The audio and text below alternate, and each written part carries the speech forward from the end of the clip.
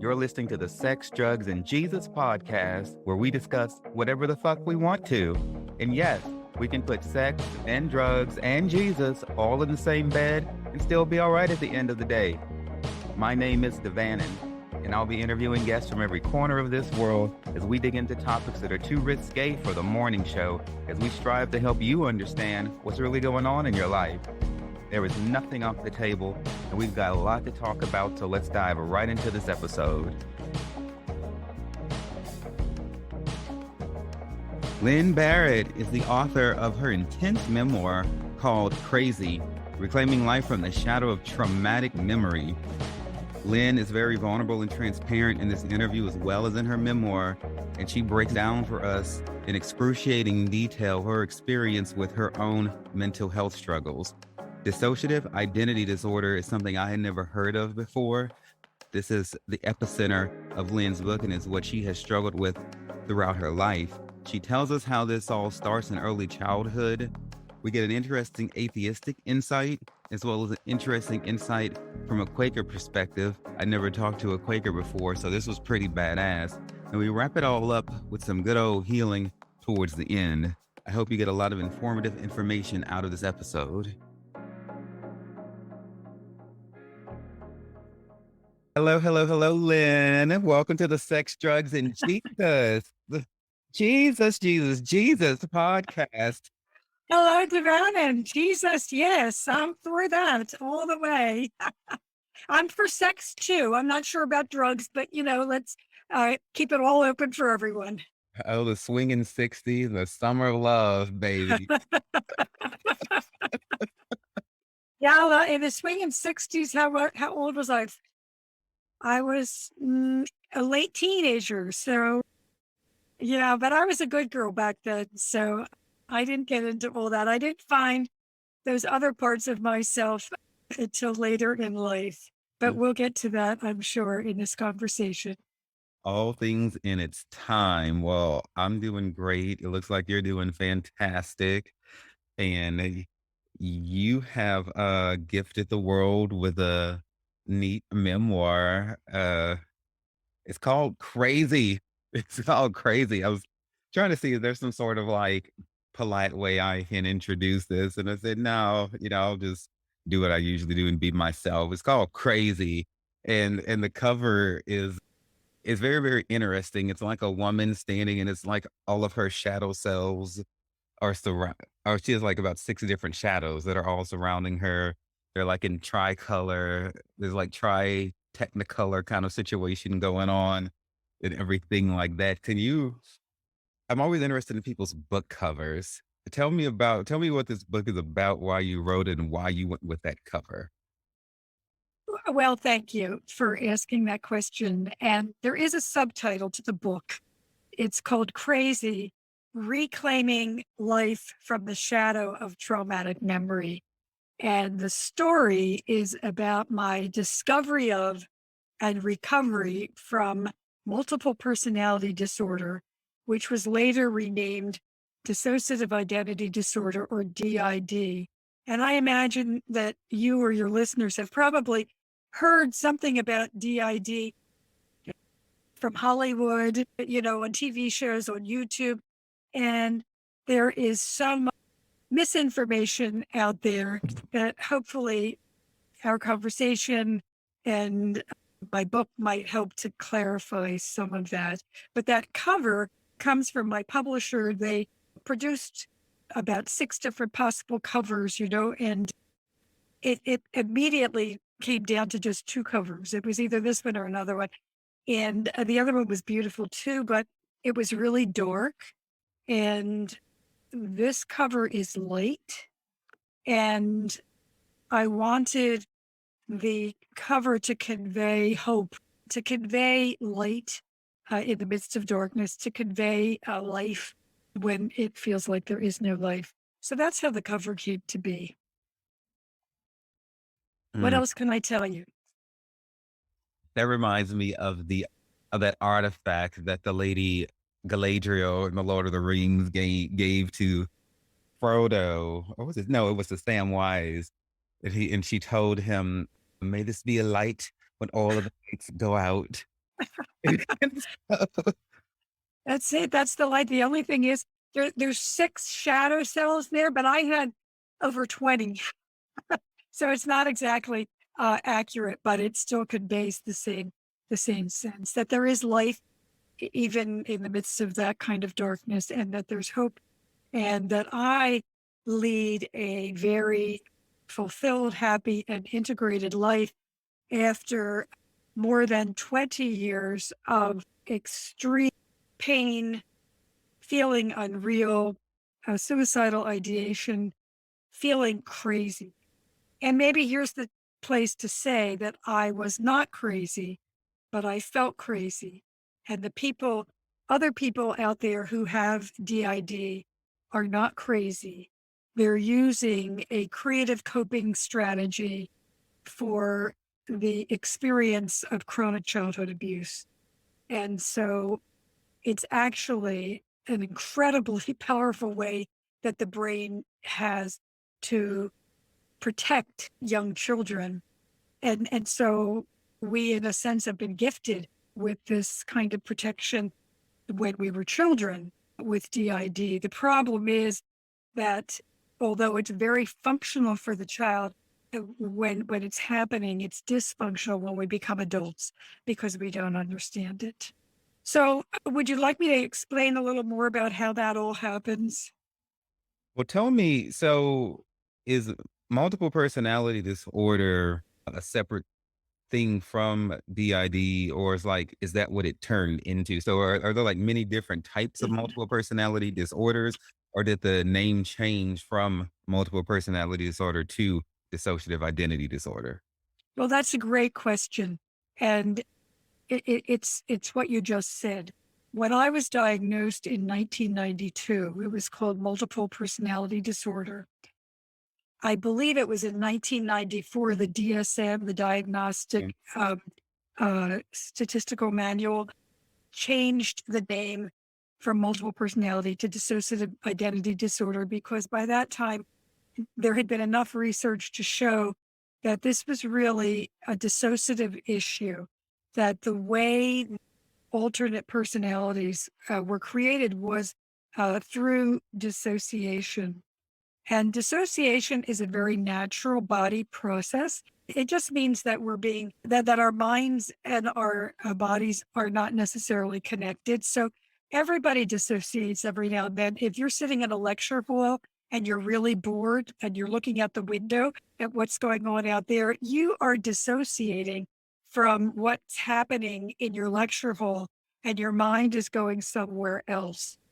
It can also happen with other very mundane things that happen in our lives that have nothing to do with trauma. But when people experience trauma, dissociation is a natural thing for their minds to do so that they don't have to live fully in the moment of that terror, fear, horror that they're experiencing. So you will find that veterans coming back from war experience dissociation. That's a part of PTSD. You'll find that rape victims experience dissociation. And you will also find that people who are who were abused repeatedly as small children have dissociation. Now, what happens with DID, dissociative identity disorder, is that the small child relies on their caregiver, usually the parent, whoever it is who takes care of them. The child can't survive without that person. If that person is also abusing that child, it puts the child in a really untenable position because they have to go back to that person in order to survive, but that person is the one who is hurting them. And so our minds, when we're very little, have not been fully formed. And so we sort of using dissociation, we partition off parts of the mind. So a part of me is hurt over and over again, but another part of me doesn't know about that and goes back to my caregivers so that I can trust them. And for instance, the center of my dissociative system is Rosie, who is a 2 or 3 year old child. And her MO is trust. She trusts over and over again. And she keeps climbing back into that lap that hurts her. But she gives all of her pain to Nanny, who takes care of her. And so Nanny is exhausted and overwhelmed with this pain so that Rosie can go back and trust again. So this is just a little snapshot of the sort of thing that happens in dissociative identity disorder. And so it's very functional for the child while it's happening. But as we grow up and we are no longer in danger and we're trying to live a relatively normal, sane, and calm life, these these parts of us that we probably didn't even know existed start to create some havoc inside of ourselves. And that's where it becomes a disorder because it's really difficult to manage until we have discovered what it is that's actually happening, and we work in therapy to do the kind of work that helps to heal and resolve these issues. Now, you mentioned a few names there. Were those like some of your other personalities? Yes, Okay. So I want to take a moment 'cause in researching you. I think you refer to these alternative personality as alters. yes, Okay. that's the common term for it. Okay. So I want you to give us information on how you discovered what your alters are. Is this something that you are they still there? Or is this something that you got rid of in the course of the therapy? These are all really good questions, Devan. And so let me start how I discovered them. So, for a good 10 years or more leading up to my diagnosis, I began to feel like I wasn't myself. I began to feel unreal. I began to feel like I was in the corner of the ceiling looking down on this wretched woman who was going through life, but that it wasn't me. This was an awful way to feel. It was mind blowing and it made me feel crazy. I felt body pain everywhere. I had multiple strains of consciousness going through my head at a time. I I had suicidal ideation most of the time, and I attempted suicide. I was I hospitalized myself for 30 days about 2 years after that. I tried everything at that time. I had a therapist. I had took different kinds of medications. I had a good lawyer to help me through the divorce that I was going through. I tried to be positive. I would write positive affirmations. I uh, set goals for myself. And all the time that this was happening to Van, and I was also a teacher. And then I was hired to be the head of a school. So there was a part of my life that was just working really well. But then there was this other part of my life that caused me to roll up in a fetal position every day and pull the covers over my head because I was in such pain. And so these were the kind of symptoms I was experiencing, but without any context for those symptoms, it made me feel crazy. That was the word that I used, is that I'd feel crazy. I I went into a really wonderful 30-day hospital unit, and at that time we did not know I had DID, and it helped to stabilize me. When I came out, I actually got a new job. I moved and I found a new therapist. And in that interim, from moving from one community to another and one job to another, I had a twilight dream, which means that I wasn't asleep, but I wasn't fully awake. And the twilight dream woke me up and it said to me, "You have a twin sister and her name is Rosie, but she is me." And they gave her away. And I had no idea what that meant. It was another crazy making message to me, but I just sort of stored it in the back of my mind. and went on to my job, and I found my new therapist, and I shared this with her, and I became more comfortable talking with her. Rosie came forward as the small child that she was and began to talk. And so I, of course, at the time thought it was, again, crazy. I mean, this is nuts. You don't have other parts of yourself talking. I was an intelligent woman. I didn't believe it at all. But Rosie would continue to share some of her story. And then Nanny came out and talked about her story. I had a victim and a survivor. I had Mike, who was a teenager who was angry, and and Sylvia, who was Mike's twin, who was very sexual but also very sensual. So all of these different parts slowly started to make themselves known to me. I still didn't believe them. I didn't believe it. I didn't believe that was really happening, and I couldn't believe that they were real. And yet, I also knew that they were a part of me somehow. And so my therapist thought that I was, uh, at that time, it was called MPD, multiple personality disorder. But I didn't believe it. And I wanted a second opinion. So I went to a psychiatrist who also confirmed that diagnosis. I will say at that time, I actually didn't know who Sylvia was, but driving down to the psychiatrist's office, I felt this very sexual part of me come out, who decided she was going to seduce the psychiatrist.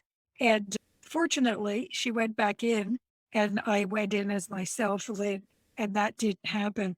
But these were different parts of me that been, most of them had existed since I was a small child. Some of them were probably created as I got older in the face of stress. But the structural theory of dissociation says that these parts are created when most of them are created in the developmental period of a child's growth, and that's the way your mind is structured, which means that even though I'm integrated, those parts are still there, but they trust me now and they allow me to operate as one, and they rarely come and speak or talk to me. They do occasionally if there's some really big thing going on, but for the most part, I don't hear from them, but they influence me because I still have, I have I have an innocent side to myself and a caregiving side to myself. I'm very assertive now. I'm not filled with rage the way I used to be, but I have that assertive Mike in me. I still am sexual and sensual, and I have faith. I'm religious. I have all these parts make up me, just like you, Devan, and have parts of you too. But your parts were not created from chronic trauma. Your parts are the natural way that people are as adults. And that's the way my parts are now. They're the natural way that people have parts as adults. But they were initially created out of chronic trauma as a response to protect the integrity of the child. So so the people so when these different personalities you say take over, when they speak to you or they speak through you, is this like some form of possession? Are you hearing an audible voice in your head? And if they speak through you, do you feel like someone else is taking control of you at that time? Well, that's another good question. And I don't like the word possession. I'll say that right now. Because it sends the message that it's some outside force Mhm. that is doing this. And it's not an outside force, it's an inward force. And I think that I can only speak for myself because I think DID manifests differently in different people. So I sometimes I did feel like, I don't know who this is. Where did those words come from? Where did this come from? I didn't understand it. And I, that depending on how it manifests in people with DID, we can feel more co-conscious and aware of what's going on, or we can fully not be aware that someone else is speaking through us. But they're all us.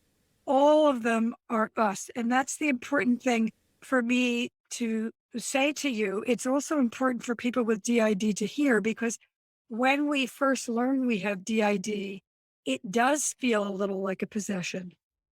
It does feel a little bit like these are outside forces, but they aren't. And part of our therapeutic work is to get to know them, to allow them to speak, to start to encourage communication between the parts so the amnesic barriers will be lowered, and to listen to their stories and to believe them even when their stories seem almost unbelievable.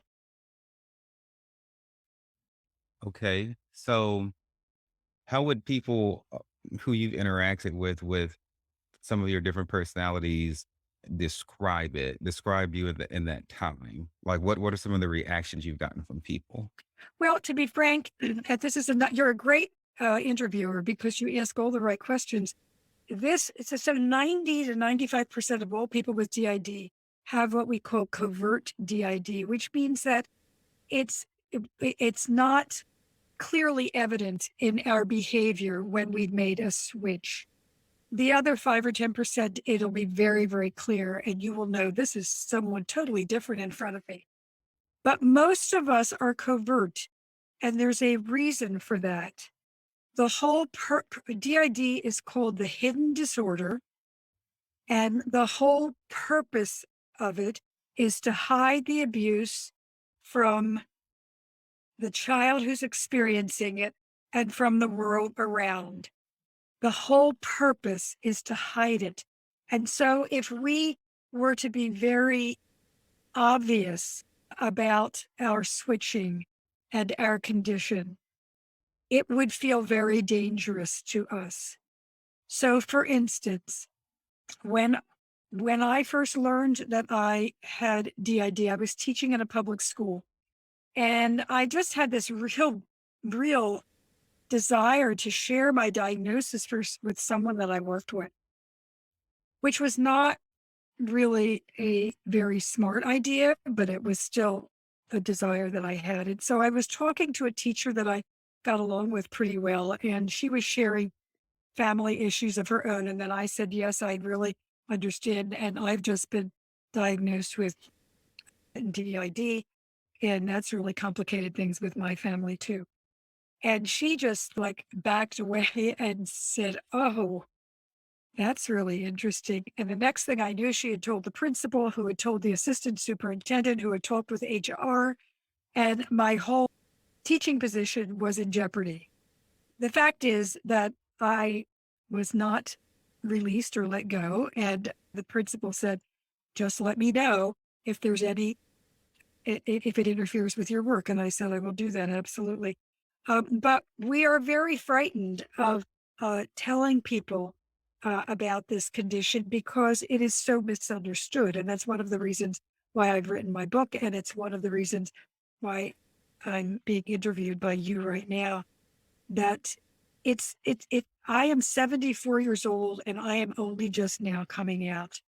And I feel very comfortable coming out now, but I would not have felt comfortable coming out 10 years ago when I was still working. And I work with people daily now who have DID in writers' workshops, and they have a fear of coming out because they don't know how that will impact them or affect them. Now, these are people, I was a teacher and I was a school principal. Some of the folks that I work with are artists, college professors, PhDs in other areas, regular everyday folks. I mean, but they're all people who are capable, competent, and responsible, but they're terrified to come out. They are terrified to come out. And I was terrified to come out. So, in terms of would somebody know when I'm switching? Not unless you and I were intimate with each other. If we were intimate and you knew me really well, you would notice the difference. But if I were your next door neighbor, or if we worked with each other, or if we were just friends, you would probably not know it. And that's another area of misunderstanding with DID because people think it's rare, but in fact, between 1 and 5% of the world population has DID. And that puts it right next to bipolar disorder in terms of prevalence.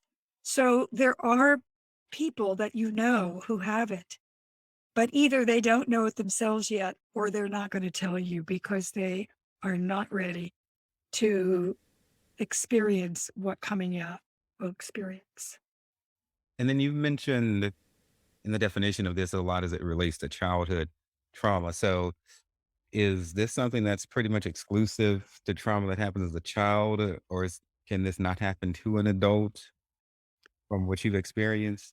So dissociation can happen at any age. And we've already mentioned that veterans and rape victims experience it, and anyone who experiences violence at any age is likely to experience dissociation. But to experience it where you have separate parts of the mind sort of cordoned off from one another, Mhm. it has to happen repetitively before the age of 6 or 8, because that's when the brain is still developing. So after that, you would still experience dissociation, but most likely not as a set as separate parts, or we call them alters, parts, or insiders. Some people call them headmates. So there are different words that people use for the same thing. But you're not likely to have that after the age of maybe 10. The person will be dissociated, but they will not have alters or parts. Gotcha. Thank you for clarifying that for me. So, so you went through, you wrote this memoir. I know from writing my own that writing memoirs is a bitch, and it can be like really, really just emotionally taxing and draining and belabored, and a couple of other words that are not coming to my mind right now because it's different than writing fiction where you can just make it up as you are inspired.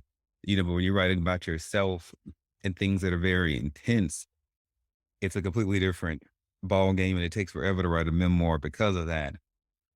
What were some of the toughest parts of this writing process? I want to hear about this, like maybe when you thought you didn't want to do it anymore, maybe a time that came where you thought you were going to quit and just throw the whole thing away.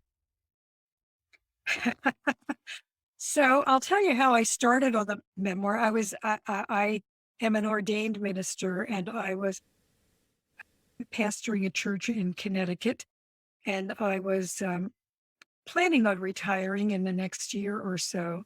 And I'm a good writer, and I've had an interesting life even aside from having DID, and I have opinions. So I thought I'm going to write a book. And every time I would say that, this big blank would come up in front of me, like, nope. uh, what should I write about? Nope, nothing. It was just blank. There was nothing, and it didn't make sense to me because I thought, what else am I going to do in retirement? This is what I should do. I'm a writer.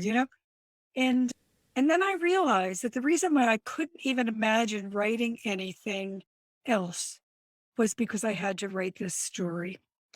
And so I started writing it in about 2014. And I was just playing with different ways of going about it and writing, getting the writing juices going. I was still working at the time. Then I retired and I'm still doing some writing.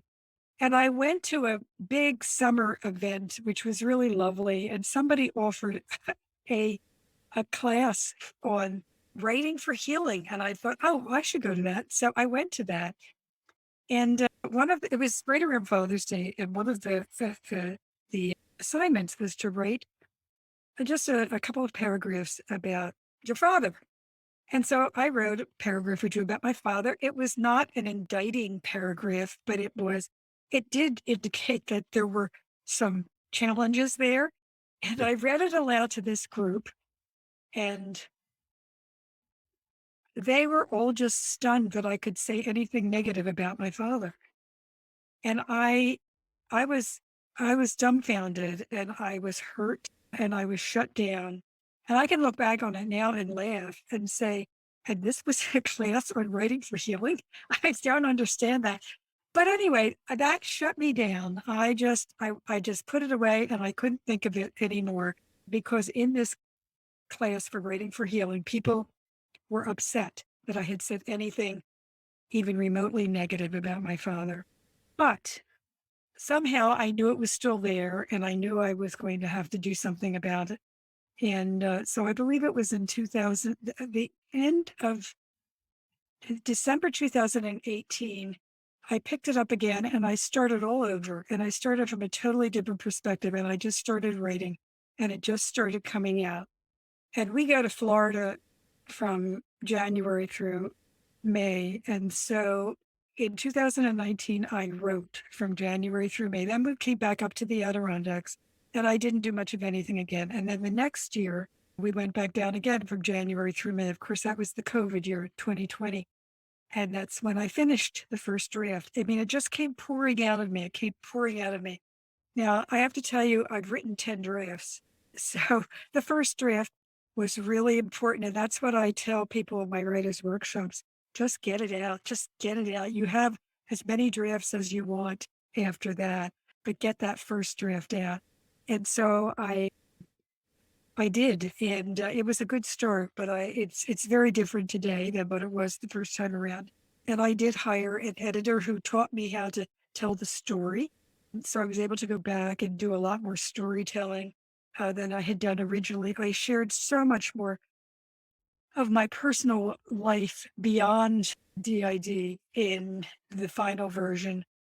I mean, it's all related to the DID, but it was hard for me because I have 4 children and I really didn't I think I put them through enough, and I didn't wanna put them through anymore with this memoir, but I also had to tell my story, so I had to tell it in, the best way that I could without trying to invade their privacy, and I ended up by fictionalizing the the children, and what that means is all the events in my story that have to do with the children are true, but instead of having 4 children, I have 3. Instead of having 3 boys and a girl, I have 2 girls and a boy, so that it was really hard then it's hard for people to know who did what or what happened to who.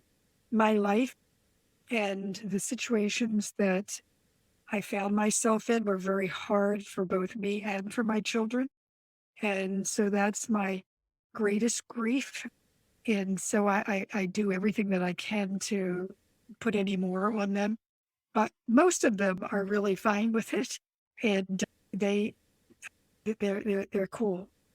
But it is a little bit of a challenge for one of my children. So Oh, they're gonna be all right. I hope and pray. they will. So, all right. So like in your book, you describe how, life was pretty much like great, perfect, wonderful, whatever. You mentioned a divorce in there, and then I read something about an affair. I'm curious. So, at what point, did something happen to make like a snap or something to make this, these all this compartmentalization and all these these different personalities had been there, but it's like they didn't come out until like you said, you were like in your late 30s. So was there a traumatic event that happened, or are there some sort of signs and symptoms that came up? How did you know to even that there was what happened? Well, yes, exactly. There was a family crisis. And I found out that my husband had been having an affair for 2 years, and that was the snap that made all my parts terrified. It was a betrayal that mimicked the original betrayal, and so in different ways, they began to show themselves, and we've talked about that already a little bit. But I also want to say that even prior to learning about my husband's affair, I look back and there were times when I can see now that different parts of myself were coming out and were having difficulty. So my guess is that even if my husband had not had an affair, that gradually my parts would have started to come out because they needed to be heard. But it would have been very different in terms of what the experience was like. My husband, I think, was dealing with his own, mental health crisis in terms of how he responded to me because he didn't want to divorce and he wanted us to get back together, but I didn't know why, but for some reason I couldn't do that. And then he got really angry, and then it was very ugly for years, ugly. And so I was in a constant state of alert to try to manage everything. And it was, well, I'm probably dissociating right now because it was such a hard time in our lives. I will say that he and I now have a good relationship and that healing and reconciliation up to a point are possible with some people in our lives, but not with everyone. But it was a really horrendously awful time. And it made life harder for me and harder for my children. And ultimately, I'm sure it was harder for him too. But I don't want to get inside his head because that's his story, not mine. But that was the that was the turning point. That was what snapped the rubber band when I discovered that. And I also began to be able to look back and say, oh, yeah, we had this wonderful, perfect life, or at least I thought it was. I had created this fantasy land for myself. But yeah, remember the time that, about 2 years after we were married when we had gonorrhea and he told me it was because of camp toilets? Hmm, not so sure that's true, And remember the time that he said that he did this, or that, but he really didn't do anything with this woman, but he might have a venereal disease. And you just accepted it, Lynn. Yeah, I did. I just accepted all these things because I was living in a fantasy world, in a dissociative fantasy world. I accepted them all. But when I found out that he was actually had an affair and he admitted it to my face and he said it had been for 2 years, I could no longer, keep the bubble intact and the bubble burst. And that's what I call it. That's the first chapter of the book is when the bubble burst. And you're looking at me right now, and your viewers can't see this, but you're looking at me and thinking, how could she possibly believe that? And you're absolutely right. That's what happens when we have been abused and when we dissociate and when we create these bubbles for ourselves to live in because they seem safer than anything else. Well, yeah, yeah, I do have a look of shock on my face. I'm looking at you thinking that, I'm gonna have to have me some Tito's vodka whenever I get off the interview to help me No, follow you're gonna be fine. So follow let me everything. just tell everybody, so I actually, this is like going to the other end of the story. After I integrated, I met a wonderful man. We got married and he died suddenly and unexpectedly 4 days before our first anniversary. God bless his soul. My marriage with him taught me that I could actually have a healthy relationship. And so 5 years later, I met my third husband, who I am now we've been together since 2015, and he is wonderful. We have a very open and honest and transparent relationship, and we support each other. So I only want to go there because we've been at the other extreme, and I just want to go to that extreme that it's possible to heal from identity disorder. It is possible to heal from relationship dysfunction. It is possible to heal from flashbacks and all of the other kinds of symptoms that come with early childhood abuse. It is possible to heal all of those. and to lead a happy and fulfilled life. And that's the point of my story, that I that I worked really hard. I worked really, really hard. I didn't know what I was doing, but I just kept putting one foot in front of the other and working with a very good therapist. And I never knew that I would come to a place where I didn't feel like I was in constant pain. And I never knew that I would come to a place where I would have a loving partner. And I never knew that I would come to a place where I would just feel like I'm safe. And it's okay to I'm safe enough to be happy. So I am very happy. So that's the other side of that story. So, so you're talking about, healing and everything like that. What was the turning point that you began to say, okay, I need to do better. I can do better. How did you know that you could do better? And then if some that's question one. And then I want to just get a little bit more clarity on, so like if someone's listening and they may have this and they don't know they have this, Mhm, what mhm. what might they want to look for, be it in themselves? I would dare say in a loved one, but if it's covert, they may not be able to see it. So what are some of the signs and symptoms that people can look for in case this is happening to them and they may think they're crazy? And as you said, they're not crazy. What are the signs and symptoms? And then how did you begin to turn it around? Yes. So I started trying to turn it around 10 years before my diagnosis. That was one of the most frustrating things. Is I went to therapists, I took medication, I set goals for myself, I tried to be positive, I did all these great things, and it didn't work. It did not work. And that's why I attempted suicide, because it did not work.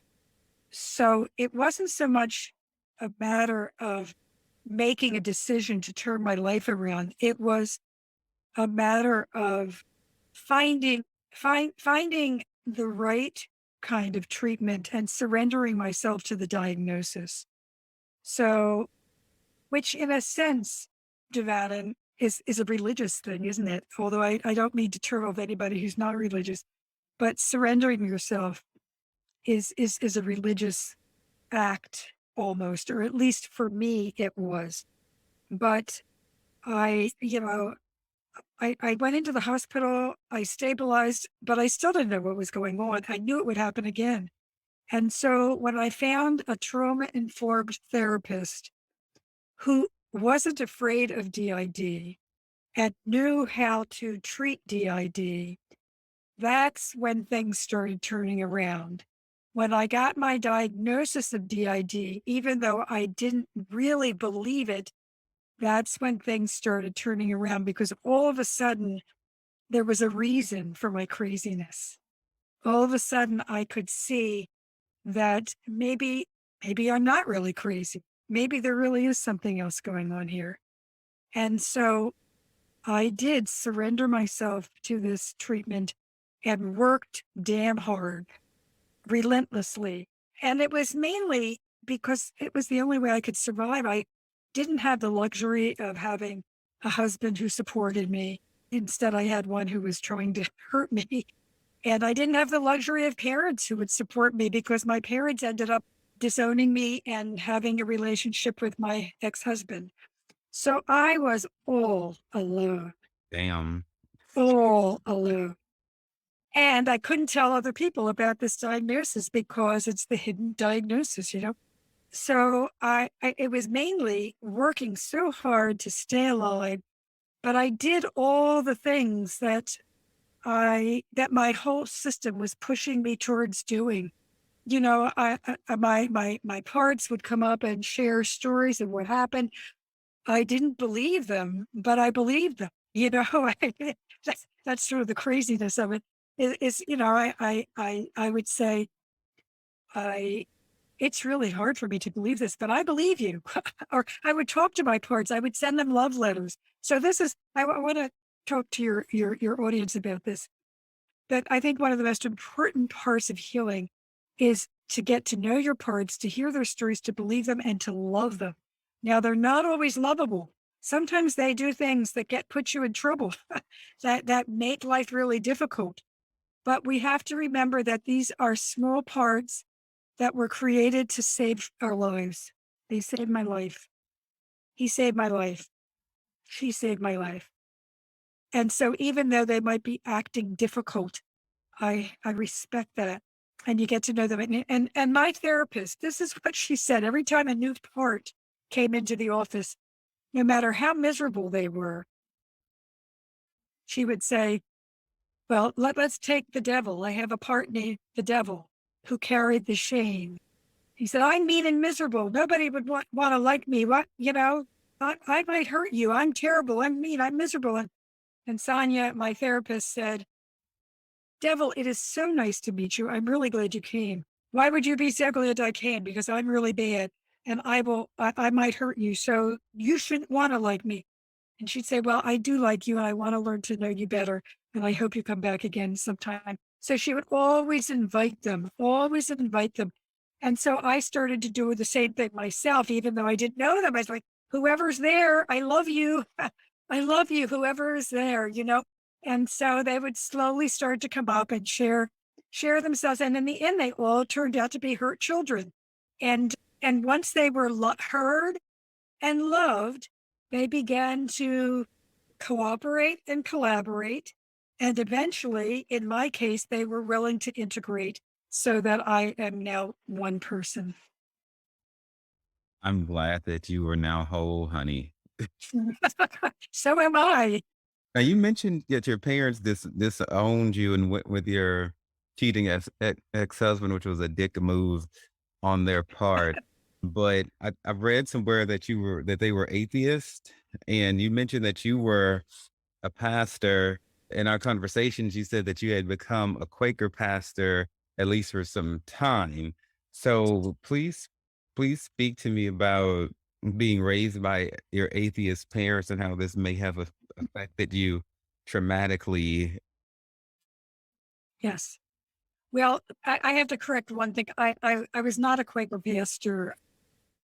Most Quaker churches or meetings don't actually have pastors. But let's start from the beginning. My family, it was a very controlling family. My father was God. You didn't step out of line with him at all. And so he said that people who believe in God are either stupid or weak. So I'm a little girl, and our parents are kind of like God when we're children. And I didn't want to be stupid or weak. So then I didn't believe in God either. But at the same time, I had this yearning for God as a little girl. And so my mother actually did send me to Sunday school because she thought I could learn socialization there.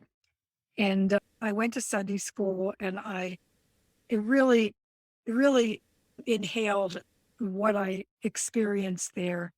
But when I became an adolescent, I left it all behind. I read Jean-Paul Sartre, who's an existentialist, and I decided that I would be an existentialist. Being an existentialist was an atheist, and so that's what I was going to be, which is like my father. So in a sense, it was really like becoming like my father because that's what he taught us to be. But I always had a deep sense of spirituality, although I didn't necessarily call it that. And I met my husband, and he was an ex-Catholic and he was an atheist too. And so we raised this nice little atheist family. But the book chronicles different events or experiences that I had that began to sort of punch holes into my atheism. And atheism is as much a religion as Christianity, or it can be at least. I should put it that way. And so I won't go through all of those steps and all of those experiences, but I I just kept yearning for God.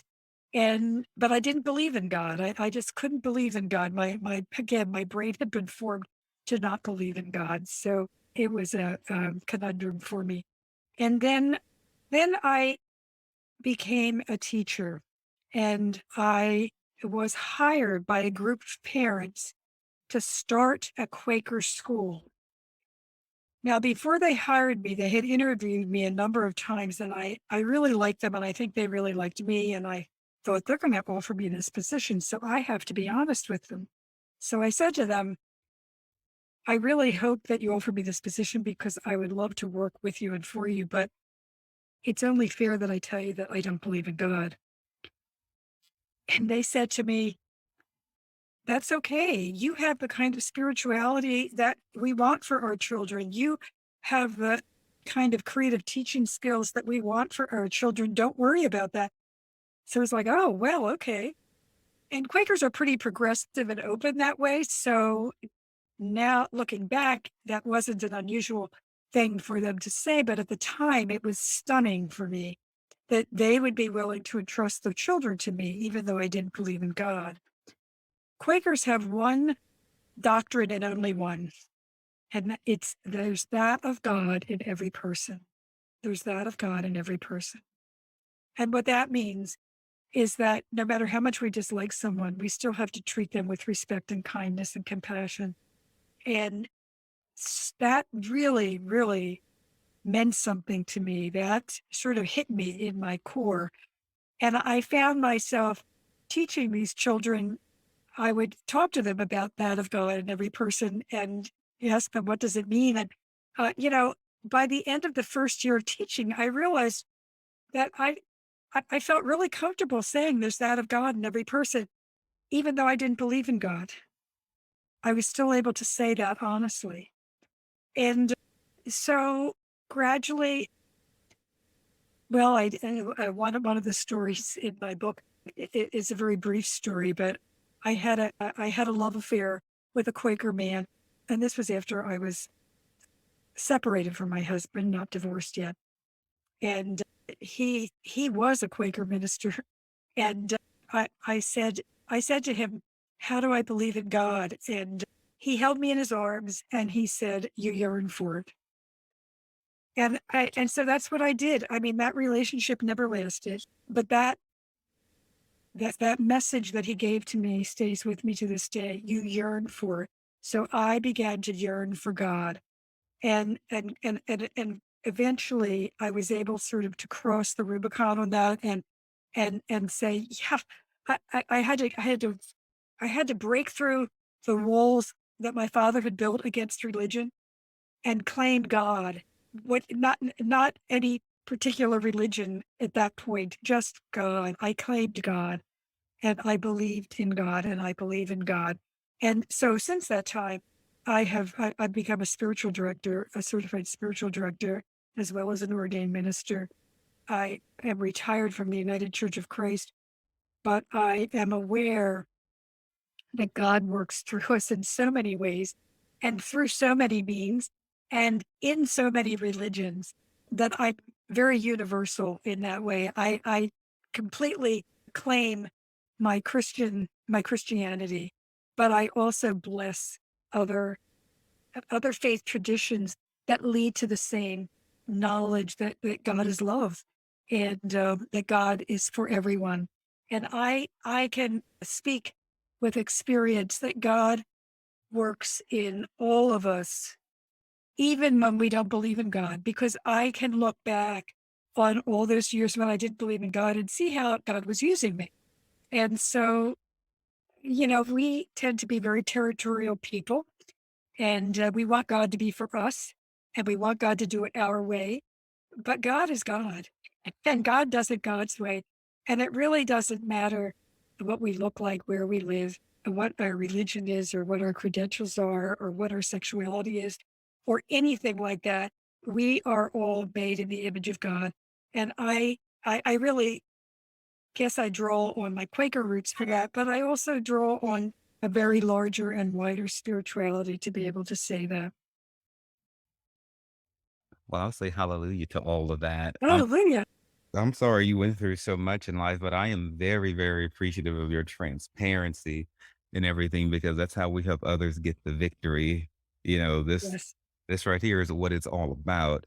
So I want you to, Lynn, tell people exactly what you hope they take away from your memoir, though you already have said it a couple of times throughout the conversation. And then tell us more about these writers' workshops. Well, maybe I should do it in the other order. I'll start with the writers' workshops and just say I started them a year ago and invited people across the country and actually in other countries to come and join me every other week for a writer's workshop on Zoom. And people sign up to bring writing, and we all get to read their writing, and then we all get to support people in their writing. When I began this, I really saw it more as a way for more people to get to know me so that when my book was published, that there would be more people out there, maybe for the same reason that you have a podcast. But what I have found is that this is such a powerful tool for people, and we have amazing people in these workshops who share the deepest depths of their soul because they are trusting the people who are in that group and trusting themselves. And the writing is amazing, and we support people in different ways. One, we can support our feedback, support the writing itself. It can support the story that's behind the writing, or it can share what your writing meant to me. When you said that, this is what happened to me. So those are the three basic kinds of feedback that people give. But then there's a fourth kind of feedback called critical feedback. And we don't give that to everybody unless they ask for it, because critical feedback actually helps people to make the writing better. And sometimes it can feel critical. So we know that some people are really ready for that and they want to hear, what can I do to make this better? But others, it may have been an author who wrote the writing. It may have been one that was very shy about coming out. And so the last thing they need is criticism. So we're really careful to give only the kind of feedback that people request. But these are open. You do have to register for them before you can attend. And you can register by going to my website, www.lynbarrett.com. That's LYNBARRETT.com. I also want to say that some of these women are and men and women are so talented. They're putting together an anthology of dissociative writing, which is going to be self-published in January. It will be free on my website, and they're speaking at a conference with me. Sometimes they write guest blogs. So we're learning how we can support each other in our writing. We've just begun, so it's pretty exciting. And I guess in terms of what I hope that people will get from my book is to learn a little bit more about what dissociative disorder, to know that people who have DID are courageous because they have used this strategy to survive horrible childhoods. I want people to know that recovery is possible, that hard work is required, and that when we work together, we can change our destiny, and we're all in this together. So those are the broad sweeps that I hope people get. We are all in this together, and the Lord works in mysterious ways, y'all. So That is right. Amen. be on the lookout for that healing because it's coming, baby. It is coming. Yes, I'm with you on that. Well, thank I'm you with so you. much. Thank you so much, Lynn, for coming on my show today. The information that you mentioned will go in the show notes and people will be able to find you. And I look forward for the book release according to Amazon. I see that's January 3rd. Yes. And then it will be out and about. And then the next phase of this journey of yours can continue. Because one thing to write the book, then there's a whole nother thing once it gets released. Well, Devan, I am just so grateful that you interviewed me. It's really been a delight to get to know you, and I love your questions. And I wish you the best on your memoir too. And I'll just give a plug for it. I read the first chapter, and it's dynamite. So let's hope that both of our books get into the hands of the people who need to read them. As God is my witness, they will, and yours Uh, is a great read as well. Amen.